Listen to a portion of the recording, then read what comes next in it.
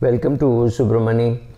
There is some more good news for investors of the 6 jet schemes, namely the ultra short bond fund, the low duration fund, short term income fund, income opportunities, credit risk, and the dynamic accrual fund. So all the funds are getting some more money, and the Franklin Templeton has set out a chart saying how much is being paid out.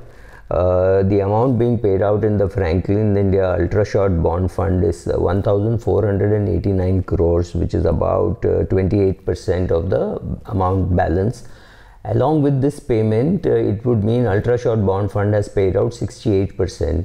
So let me just give you the final figures. Ultra Short Bond Fund has paid out 68%.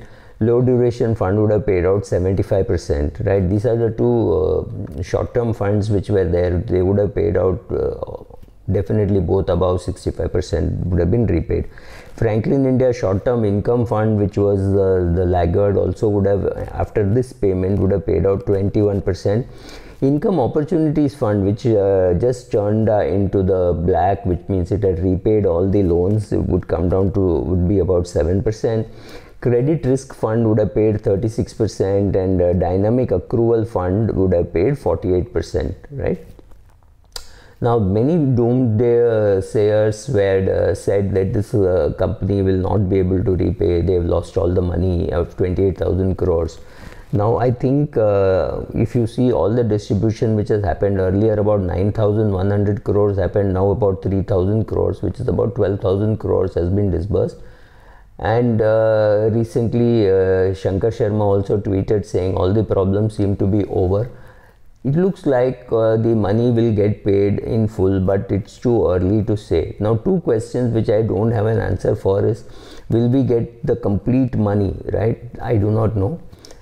Second, when will we finish these transactions? I don't know, but I do think that from what I have been seeing at the quality of portfolio, I think by September, October, you should see, at least in case of ultra short bond fund and low duration fund, a lot of it would have been paid out. Maybe it would be by July, August, but I think by September this whole transaction should be over. At least over to me means anything. If you have got up to 90%, you should consider it over, because the remaining 10% will come. Maybe it will come a little slowly, but for all practical purposes, your needs would have been met.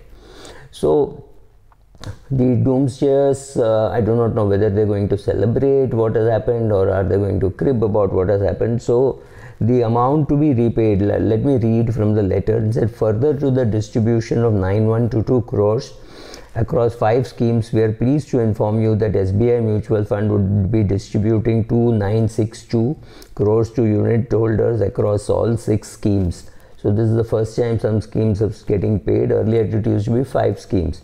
The payment will be made during the week of 12th April, which means by the time you see this video, the payment wouldn't have happened, because today is just the 11th, and so tomorrow morning, that is Monday morning, it should happen. But they're just saying the week during starting 12th, so maybe 14th, 15th you will start getting the money. Obviously you'll get the money in one tranche, whichever account you had money in, you will get all that. And so the amount of unit holders is calculated as per the table, and it's a NAV dated 9th April. So 2-3 things which make me happy. One is good that I'm getting my money back. I'm not that I'm happy or unhappy with the returns, but yes, I'm happy that I'm getting my money back. Personally, I had my money, my sister's money, and all of that stuck in ultra short bond fund. So that money is coming, which is good news, and that money can be disbursed. Second, I'm very happy that they did this in the first week of April and not on 30th of March, and making us lose the indexation benefit. Would there really be too many people getting the indexation benefit? I do not know, but I am definitely getting the indexation benefit because I've been in this fund long enough. It is definitely more than 3 years, so I get the indexation benefit. So from a selfish point of view, I'm happy that it is happening on 9th April and not on 30th of March as we feared it would happen.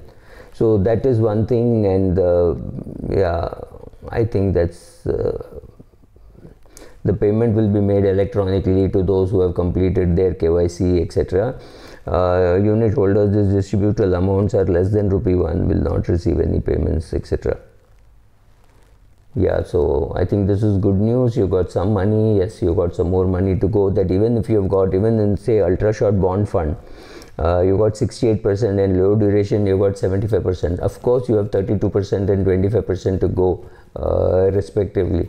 It's not a small amount, because many of my friends and all have had big amounts of money stuck in ultra short bond fund or even in the low duration fund. So if you had 1 crore stuck in the low duration fund, you got back only 75 lakhs. You still have 25 lakhs to go. That's not a small amount, because any of us who had money in ultra short or in low duration wouldn't have had a small amount. We would have had 20 lakhs, 30 lakhs kept there to do an SGP, right? So that SGP got stopped. So the return that you could have got in say US market or mid cap or something, that was completely lost, of course.